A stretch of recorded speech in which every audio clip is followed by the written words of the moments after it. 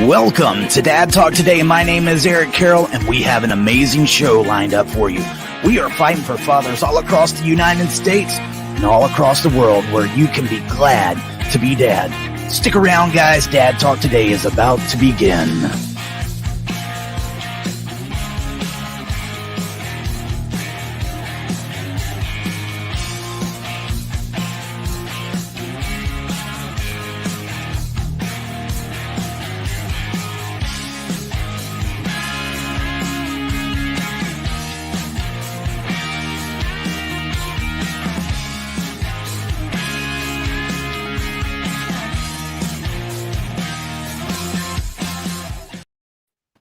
Hey, everybody. Welcome to Dad Talk Today. I'm joined with Kevin Hickey and Natalie Weaver. This is the stepdaughter of Chad Reed that was recently in this news that we've been getting.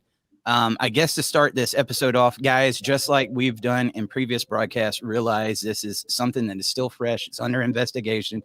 There might be parts of time that we go in a different area if we get into some of the other stuff, but just to start this off, I'm going to pass it off to you, Natalie, and let everybody know kind of what was going on in this situation leading up to it. How long had Chad been fighting this kind of situation? What was some of the contention and what led to the video that we saw? Okay, yeah. Hi, everyone. I'm Natalie. As he stated, I am Chad Reed's stepdaughter. I am daughter of Jennifer Reed. Chad has been fighting this battle for quite a long time with Christina. They got divorced, I believe, about 5 years ago. And as far as I'm aware, they were good for a while. They didn't really have any custody battles or anything like that. But Chad was fighting for first right of refusal for a while. And she agreed to that, was going to sign off on that. Chad started dating my mom. Things kind of took a turn. She just started taking more time away from him and was fighting him on everything he was asking for and wanting. And yes, this is not the first time that she has withheld his children from him, or anything like that. So flash forward to November 5th. Chad is court ordered that he is allowed to pick up his kids after school on the weekend that is his. So this was his weekend. He was court ordered to pick up his son at 3:15 from school. However, that day, Colton was sick, and Christina wouldn't let Chad take the kids to their doctor's appointments for some reason.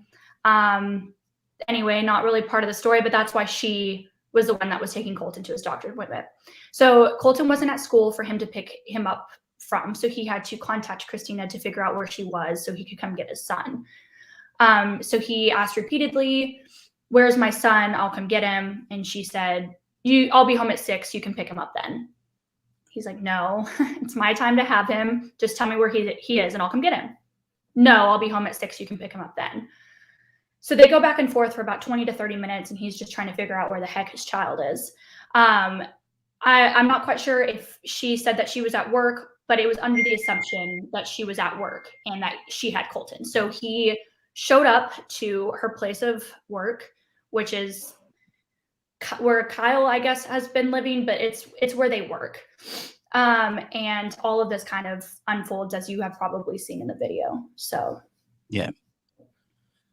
And I hate it so bad. I mean, I was trying to kind of put myself in his shoes. I mean, obviously you said this is something that has happened before. Do you know in the past that when these situations came up, did he contact the law enforcement and try to get them involved at any point in time?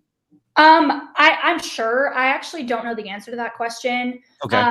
But I know that he's done everything the right way and nothing has happened to him. I mean, he's taken her to court several times. He has gone through his attorney several times and tried to the cops are already being sent to your mom's house or whatever, because that's where he was like, if Colton's not here, then he's with her mom. Right. But I do know that Kyle has never been in the middle of this before. Right. So, and again, just trying to put myself in his shoes. He shows up, he's coming to get his kid. He's met with this again, not being able to get the child. The part that gets me the most, I've seen people going back and forth on this. he should have never got that gun in the first place. There was Yeah. no physical threat. There was no lives being threatened or anything. He said, I'm going to take you to court. There were some emotions going on. But imagine that. You go time and time again. You go through the justice system. You think you're going to pick up your child, and this is what you're met with. And guys, this is the reason that I think we're seeing the conflict that you're seeing in John Mass case, Justin Goolsby. Now we're talking about Chad. There's other fathers that have died since then that we got the news on. At some point, they need to realize that this is going on and start finding some type of solutions. Absolutely. Well, there's no consequences, there's none. And I do know, like, I've heard from other cases and other people say, like, well, I call the cops when this stuff happens and they say, sorry, there's nothing we can do about it. You have to take it to court. And so it's frustrating that, people are so adamant about child support being paid, and they're really hard on that kind of stuff, but they're not hard on actually the time with the kids and the custody agreements, and there's no consequences for it. And I think that's, Chad was just frustrated because he's been dealing with her for a really long time now. I mean, and you can hear him say in the video, you've been playing games with me and I'm done with it. But yeah, there was no reason for the gun to be pulled. He was having a verbal altercation with his ex-wife. Kyle didn't even need to be inserting himself into the conversation, had nothing to do with him. And yeah, I mean, Chad was not there to do anything but get his child. And that's, pretty evident. Yeah. Kevin, I know you was mentioned some of the laws around Texas with the stand your ground and everything. Could you explain those in kind of that scenario that we're looking at right now? Yeah. Texas is one of the states in the country that has a stand your ground law. And it basically says that a person can use excessive or deadly force if they feel their life is in danger. They can defend themselves. Now, if a person uses excessive or deadly force when their life was not really in danger, that can start to cause a problem for their self-defense claim or their stand your ground claim. You also usually have to prove that you did not provoke the person that you attacked in the first place, and that you were not breaking any laws at the time the incident occurred. There are a lot of issues and a lot of problems with this whole situation. The first problem is it's what we talk about every week, Eric. Follow the order. If you're supposed to have the child to dad at 3:15, then have the child to dad at 3:15. And if the child's not going to be at school, then say, oh, I'll meet you here or there, or come by my work. They've clearly been having communication problems. There have clearly been issues with visitation exchanges before. But this all started with that first decision, and it looks like from mom, to not have the child where the child was supposed to be at 3:15. And when you've had problems in the past, this is going to escalate quickly. You're just going to agitate the other parent. That's the first problem. Then we have a step parent interjecting themselves into the situation. He had no reason to interject himself into that situation. Well, and also not to interrupt you, but he's not a step parent. They've been having an affair for 2 to 3 years, and it's just her boyfriend that his divorce was even finalized when this happened. Well, there you go. But we see this happen, step parent or significant other. Absolutely. Yeah, no, you're exactly right. Or immediate relative.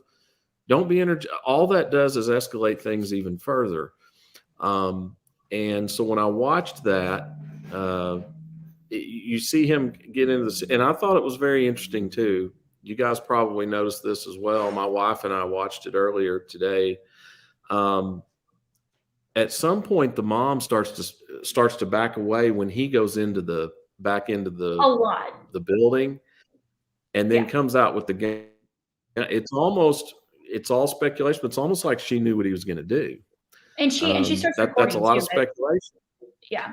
And we think she starts recording too. Yeah, she started to back away. Absolutely. But it was a discussion. I'm going to take you back to court. Sure, Chad was agitated. He did not have a weapon. But then this guy goes and interjects a weapon into the situation and shoots it.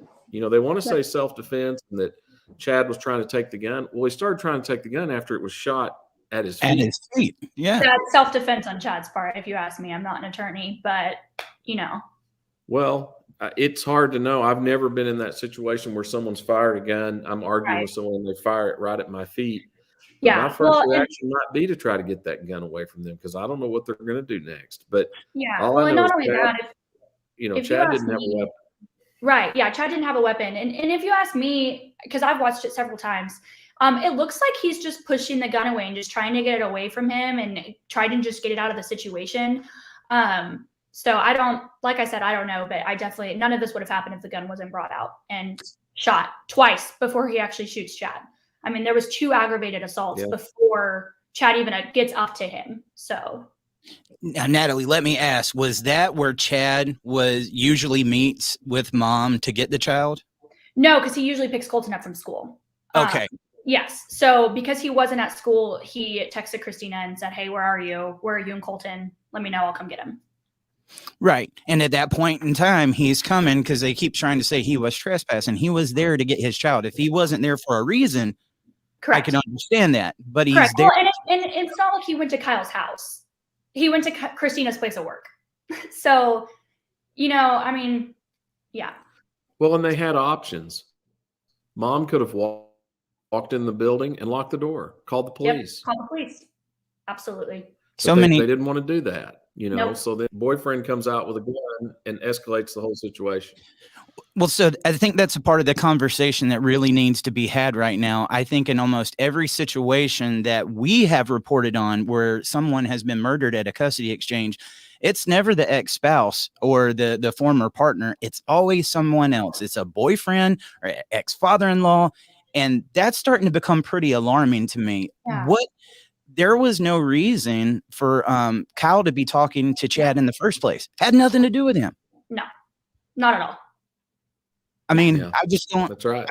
I don't understand. And you can even see, he tries to insert himself, and Chad's like, "I'm not talking to you. Like, this doesn't concern you." And that's when he gets mad and goes in the house and grabs a gun.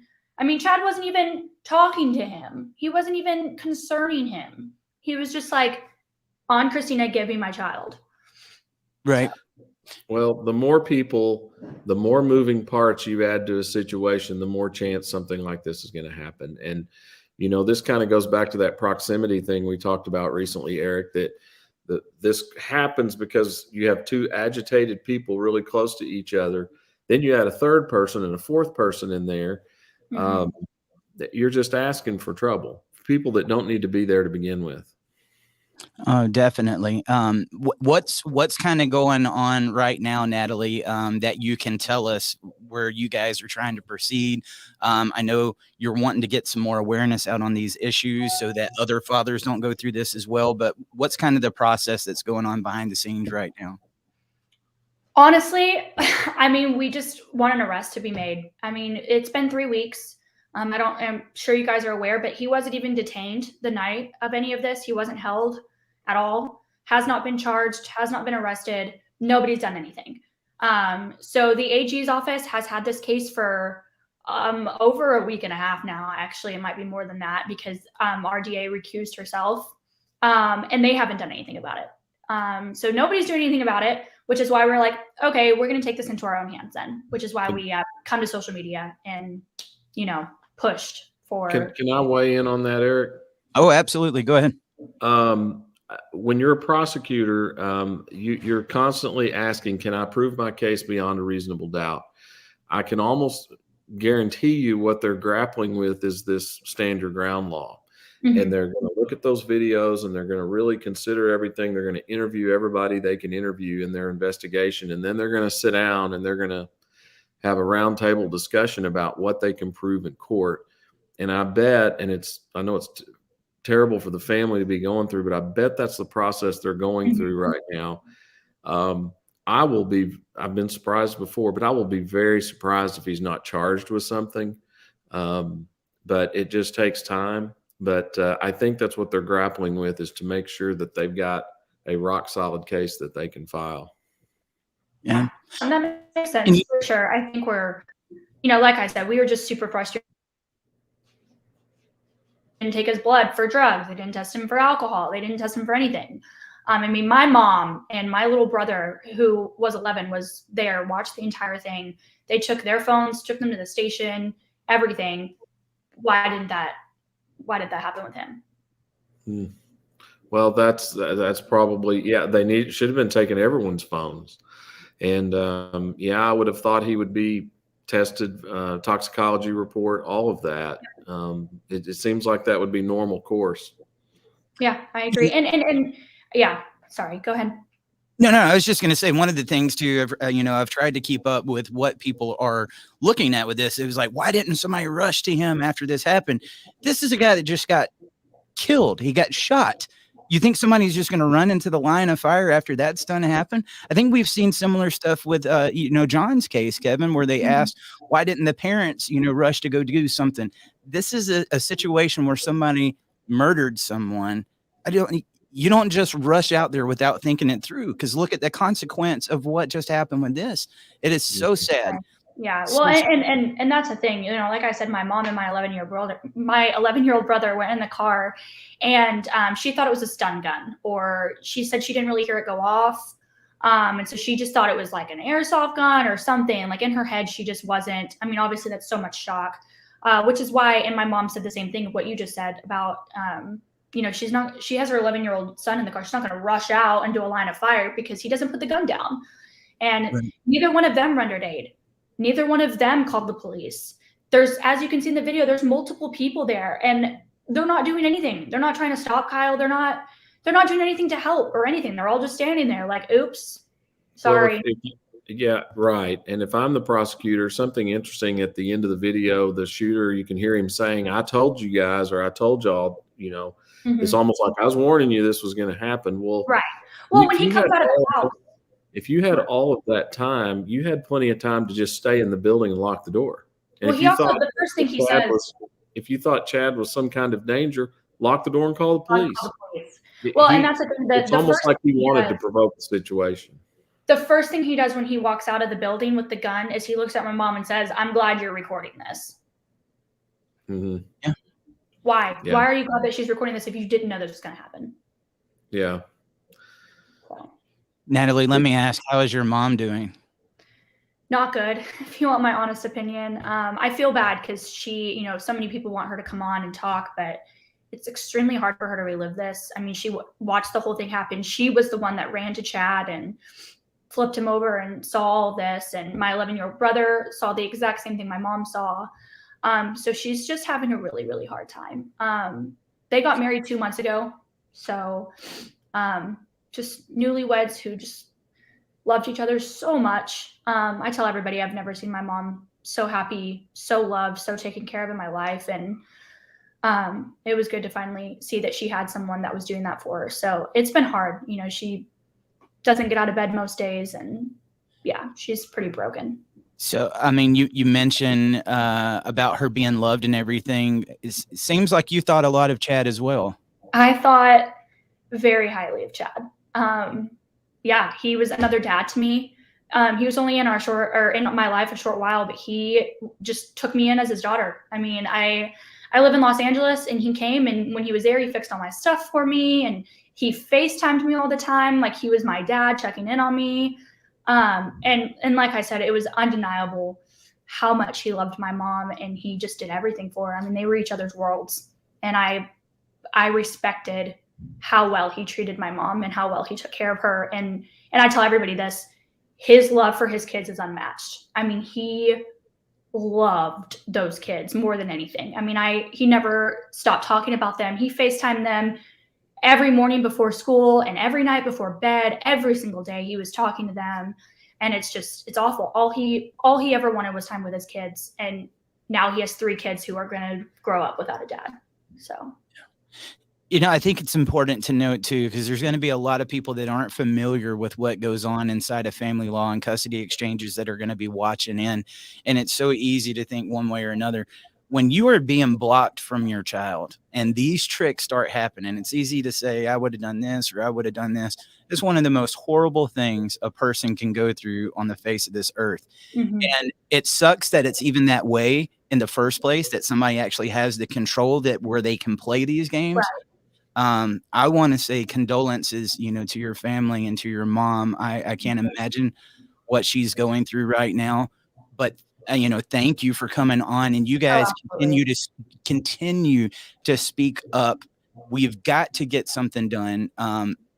You know, I don't know if it's because of social media and we're hearing about it more, but I think it's starting to happen a lot more. And it's not just dads. We're seeing it happen to moms as well. Yeah, This is absolutely. Absolutely. Well, and that's, you know, from the get-go, we were like, Chad represents millions and millions and millions of parents who just want to fight for their kids and just want their kids. And they shouldn't have to fight. You know, it's their children. And so, yeah, that's, you know, my mom said, one thing I want to come out of this is for something to change and this to stop happening to other parents. And it's awful. It's terrible. So.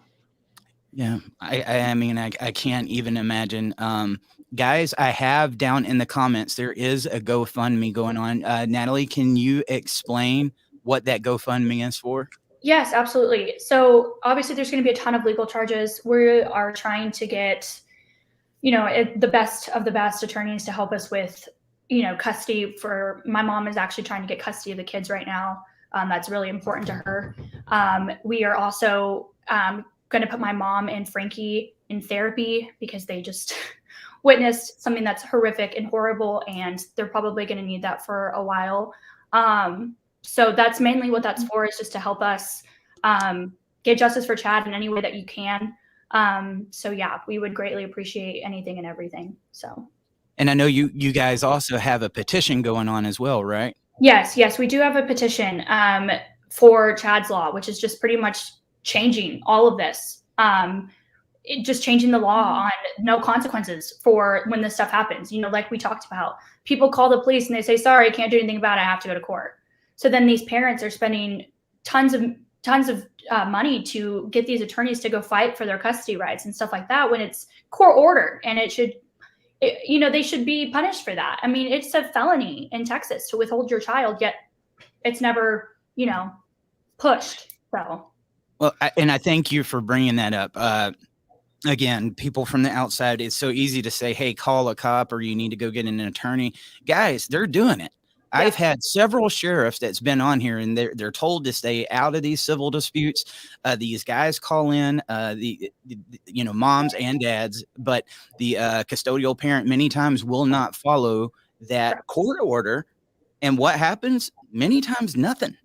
I mean, and a lot of times, even when these guys can show a pattern of this behavior. Yep.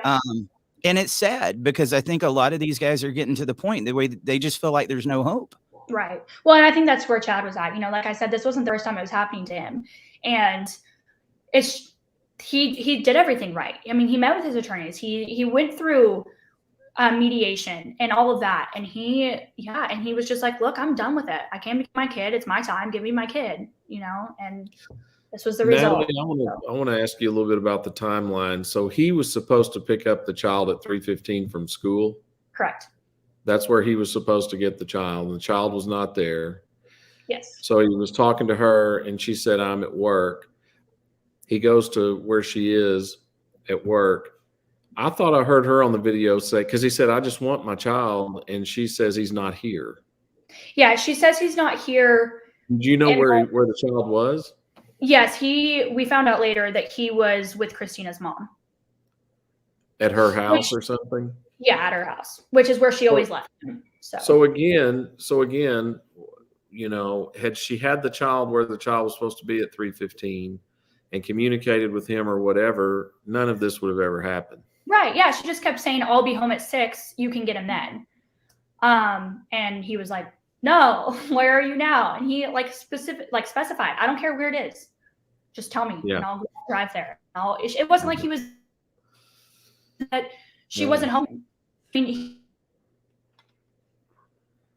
we lost you there for a second. So. We lost you there on that last little bit, Natalie. Can you repeat that? So sorry. Yes. No, I was just saying that Chad didn't care. Huh? Oh, sorry. Are you good? Okay.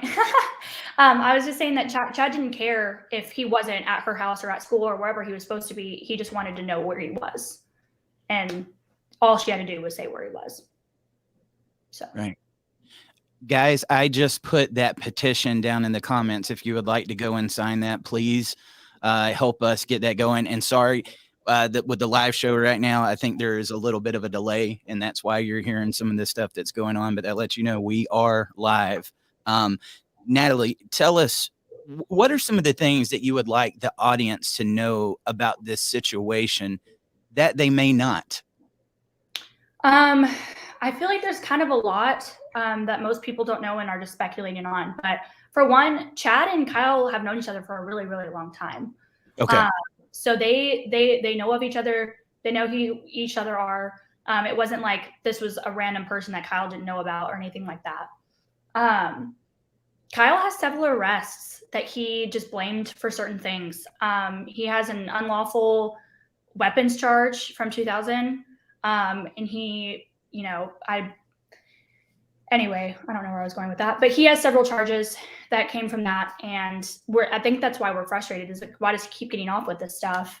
What else? Chad wasn't armed at all. I don't know if I told you guys, but Christina and Kyle had been having an affair, and Christina was claiming, I'm so sorry, I just blanked. Morality clause on Chad and my mom because they were living together. But she was having an affair with a district judge. So that's why Chad had recently told Anne Marie about the affair earlier that week. And so that all kind of was all happening at the same time.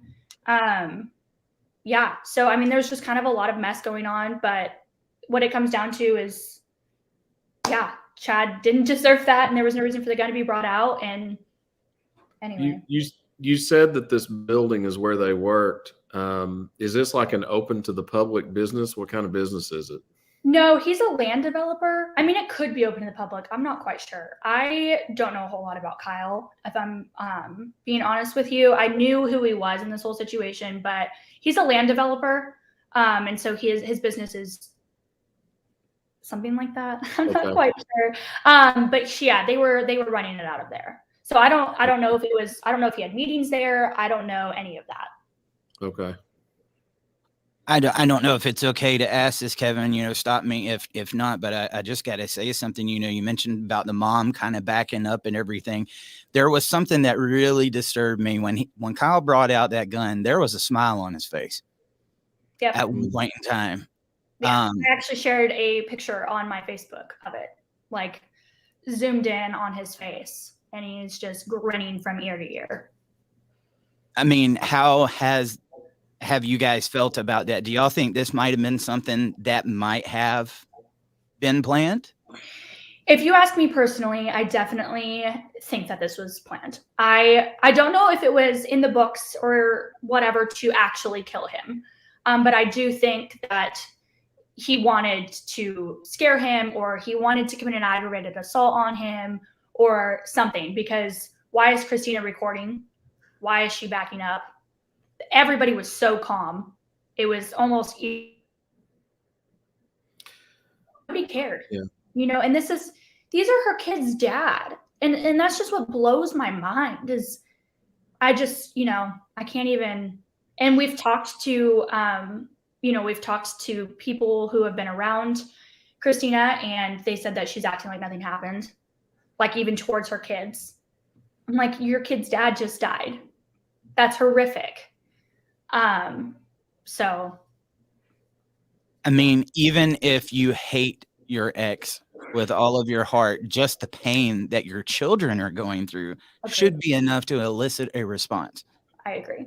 Well, and Kyle's still being subjected around these kids, which is horrible. I mean, it's just absolutely insane to me that she's like, oh, this is the guy that killed your dad, but let's hang out with him. Like, I just. Mm-hmm. Yeah, no, I hear you. And on the video, you can see Chad's just arguing with Kyle because he's now interjected himself into the situation. And then Kyle goes back into the building to get the gun. Chad wasn't following him in. No. He wasn't saying, where are you going? I'm going to kick your ass. Nothing like that. No. And so the escalator of that situation was Kyle. I mean, he did not, he could have gone in and locked the door, got mom and gone in and locked the door. Well, and what blows my mind too coming back to that, I keep coming back to that because on this stand your ground law, I don't think it's supposed to apply to a situation like this where the person that ends up doing the shooting was also the person provoking the situation. And he's going to say, this guy was on my property and wasn't supposed to be there. And that's a fact question. But the constant escalator was Kyle in that situation. And Chad was there for a reason, to get his child. Correct. So, yeah, he wasn't trying to, because the whole castle doctrine is, trying to get into the home or trying to pull him from his home or trying to kill him. None of those things are true. None of those things are true. He stood out in the yard. He was having a verbal altercation with Christina. And that's the thing is, I think what caused so much confusion in this whole thing was the original police report was totally wrong. It was totally wrong. I mean, they said that Chad and Kyle were the ones having a verbal altercation. Things got physical, and then shots were fired. And I'm like, it's not how it happened at all, And I think that there was a lot of confusion until the video was released, and then I think people were like, "Oh, okay." So, has any charges been filed against mom for withholding the child that day or not following the order? No. Nothing. And when it's I say nothing's been done, I mean nothing's been done. And it's a crime, in every state to withhold visitation time, and if that is shown, then she's guilty of a crime as well. Correct. It's just so sad, man. What would you say could be done in that type of a scenario, Kevin? Well, I mean, you have to go try to get the police involved if you can. It's, and these things are always hindsight 2020. You could choose this situation differently or make this decision differently on that day. That's about all you can do. And until we can get some laws in place or some visitation center exchanges like we've talked about before and have those things set up to where it's just one parent showing up, drop off the child, they leave, then the other parent comes, picks up the child, so that there's no proximity. It's going to be hard to stop these kinds of situations.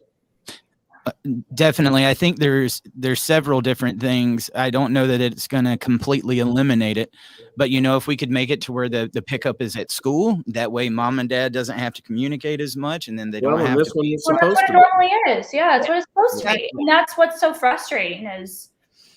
Well, and there you go. And then another part of the conversation becomes, we need to start doing exchanges at police stations. A good majority of those cases that I reported on not long ago happened at police stations. I think that needs to be looked into, maybe some custody exchange centers where we can limit that contact.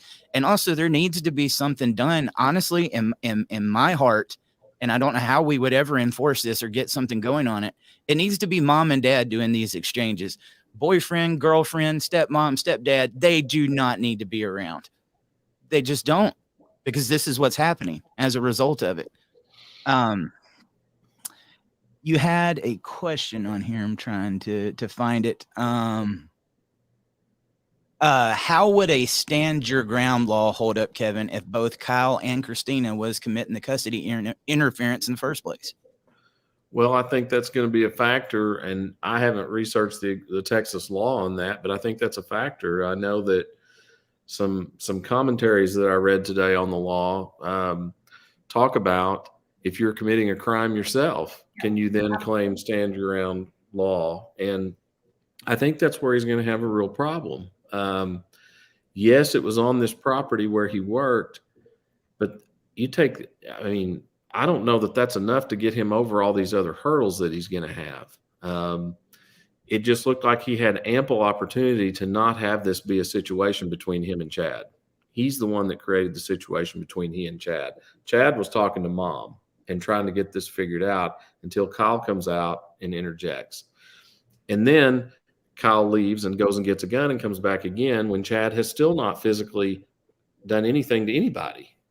Mm-hmm. So I don't know. I think that mom was definitely interfering with custody, it sounds like to me, if he was supposed to be able to pick up the child at 3:15 at school, and that kind of, it's a crime. You had another one in here. It said, Kevin, if it is found that the mother is guilty of violating 25.03, a state felony in Texas, could she be charged with being an accessory to the murder? Potentially. I don't know if it's a felony or not. It's probably a misdemeanor. Usually when you interfere with custody or interfere with visitation, it's a misdemeanor. But if you take the child over state lines, it becomes a felony. We don't have that situation here. It just depends. I mean, they very well could try to charge her as well. Natalie, what was it like being his stepdaughter and saying, he had been a good man to your mom. He had been like a father to you, seeing this person that is so good to you, yet trying to be a father to his children. What was it like for you as his stepdaughter, seeing him go through this? It was awful. I mean, me and my mom are really, really, really close. So like I said, I don't live here, or I don't live with her, and I live in LA. So a lot of our conversations are FaceTime, but I mean, she FaceTimed me every day, and every day it was something new that Christina was doing or putting them through, or, whatever. And it was just, I could see how much it affected my mom, and I could see how much it affected Chad and everybody around them. And it's just sad because his oldest son wanted to live with him full time.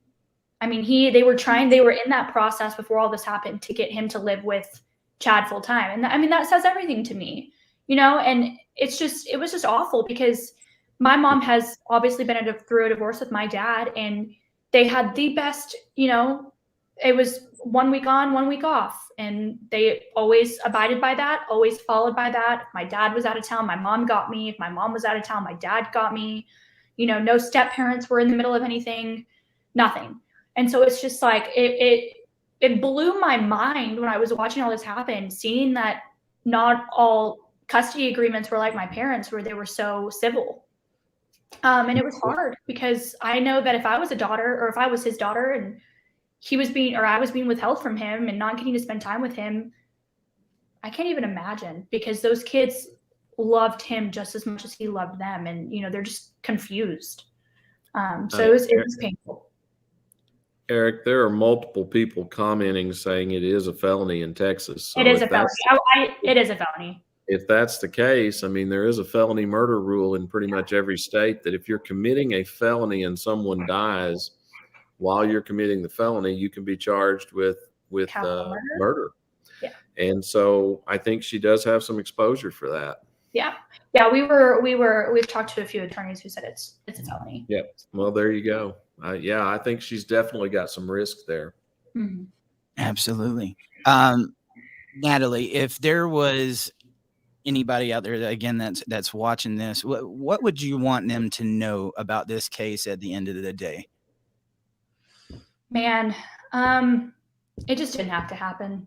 I mean, honestly, that's what it comes down to. So many people go through this, and we're obviously seeing more and more people reach out and seeing more cases like me and you were chatting about. And it's horrific. I mean, like I said, there was no reason for it to happen. It was senseless. He just took away 3 kids' father, took away my mom's husband, took away my stepdad. And it's, you've caused so much hurt and so much pain when all you had to do was, either Kyle, all he had to do was stay out of the situation, and all Christina had to do was tell him where his son was, and we wouldn't be here right now. So. Guys, we've got to start speaking up. We got to make sure we're getting the awareness as to what's going on out there, because my fear is we're going to continue to hear cases like this. And, one of the scariest things about this is where a child was supposed to be going to the other parent. A lot of times the children are there and they're present too while these bullets are flying. There are so many people that get caught up in the middle of this. I mean, it's senseless. The whole thing is just senseless. Yeah. Kev- Well, and like I said, my 11-year-old brother was in the car, and Chad thought that his son was there, and my brother told Chad's oldest son, "I'm so glad we didn't pick you up first," and that just broke my heart. So. Yeah. Kevin, you got any more comments or questions on this before we come to a close? I don't, you guys.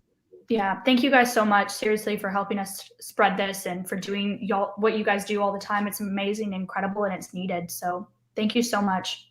Yes, guys, go down there. Make sure that you go to that GoFundMe and support if you can. Make sure to get in that petition. That don't take nothing but a few seconds of your time to go and sign that. It's an active case. As soon as we get some updates on it, I promise you, we will get it out to you. But Natalie, I appreciate you so much for doing this, and thank you for being a voice for Chad. You know, because he needs you now. You guys are his voice. So thank you. For him. So thank you.